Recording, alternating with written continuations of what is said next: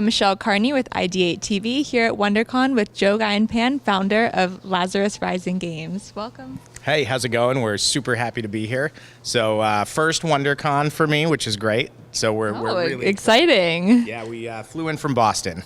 So long trip, but I'm sure it'll be worth it. Yeah, it's going to be great. We're going to be doing a couple of panels today. So we're doing a panel on comic books and games mixing together, which is right in our wheelhouse because that's what our product is about. Well, tell us a little more about your company and your product. Yeah, so for people my age, and I won't say, but it's getting older, there was a game out in the 90s called Overpower. It was always in the top 3 CCGs with Magic the Gathering. At the time, there was the Star Wars game. It had Marvel, DC, and Image superheroes, and we always loved this game. One of my best friends I met because I saw him playing this game in the lunchroom. So this game for us is really special because it's created lifelong friendships. So we've spent the last 10 years rebuilding a community thinking it was just going to be for the fans.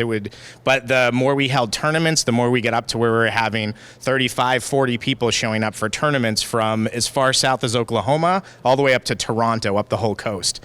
So we broadcast the matches, Overpower. You guys can find us on Discord and on our YouTube channel. But yeah, so now we've licensed some Image Comics properties. We've announced Top Cow. When this comes out, within a week of this, we're going to be announcing our first flagship set that's going to launch. It's huge, so go check it out, guys. You heard it here first. This is the first place we're telling you that the announcement's coming out this week. So go check that out. And then we have a fan set that we did a Kickstarter for using the Edgar Rice Burroughs characters, really a love letter to the community that's built us up for the last 10 years and made this all possible. Well, a lot of good things going on, a lot to look forward to. Well, what really inspired you to get into this, especially in today's day and age with so much technology? You're bringing back old card games. Well, it's really interesting because if you had asked me, kind of before COVID, I would have said I didn't want to get into a CCG. I've really always been in this space. I did a little game design at Hasbro, and the market, the digital stuff was really taking over. But when you followed through COVID, you really saw as it was ending, there's just that people realized how important that in-person community is, myself included, just not being able to really leave the house and get together with people for so long. And we're seeing a surge, whether it's board games or CCGs or even conventions like this. People have really started to remember how important in-person community is. And I think our goal is just to have a vehicle that's really fun for people to get together. Our game's really focused on creating value for the player, but also we really think about the brick and mortar store too, which a lot of companies don't have that insight into. So we've got a lot of people on our staff that have worked at stores and are really used to building these communities. So we feel that we've got a really unique product in that we're keeping the price lower than most of the other games.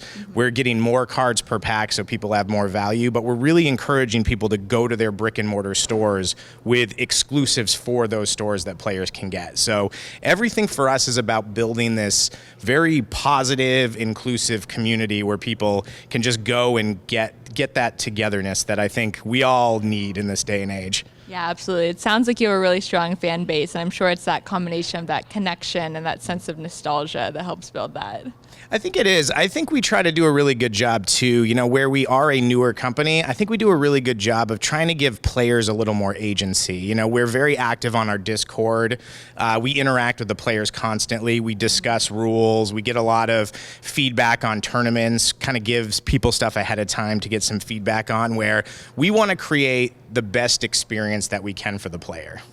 So I love that. Well, I know you're a new company, but what's kind of your vision for the company long term? I mean, certainly it's about, our game is sort of known for taking these comic book characters, and unlike other games that are just resource management, in our game you get to pick a strike force of your favorite 4 characters, whether it's, Witchblade or in the old game Spider-Man, Superman. You put cards that those characters would use in a deck so it feels like you're controlling them. And that's kind of what the game's always been known for, is you feel more in this game like you're controlling the characters more than most other games that you play. A lot of other games you'll just summon a guy out for a few seconds, then he dies and it goes away. In this one, those 4 characters, if you play in a tournament all day, that's your team for the day. And if you're using a character like Spider-Man, you're webbing people up. Or if you're using a character like Savage Dragon, you're doing things with strength, but you're also a cop, so he has cards that do things that feel like investigating. And I think that's really kind of the claim to fame for this game. So where it's going is just more and more licenses. I mean, obviously we would love to get back to Marvel. Marvel. We just brought on our advisory board, Ron Peraza, who designed the game. He was one of the head designers at Marvel back in the day.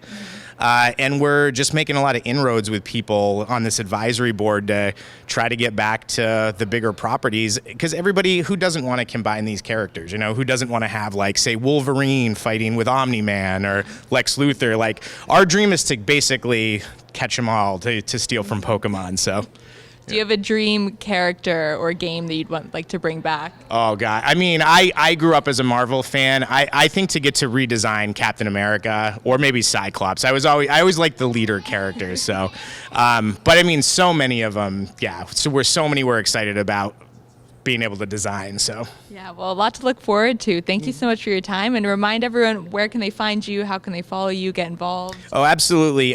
Check out our Discord, Overpower Lives. Yeah, so our Discord's Overpower Lives, but the game's going to be available through most of the major distributors. So definitely, if you're a store, just check with your distributor. You're going to be seeing ads in ICV2 for us. We're doing a lot of marketing. If you're a player, check out our Discord and just be ready for our flagship set announcement. Our big push in the stores is going to be around January 2026. All right. Well, thank you so much. I'm Michelle with IdeateTV.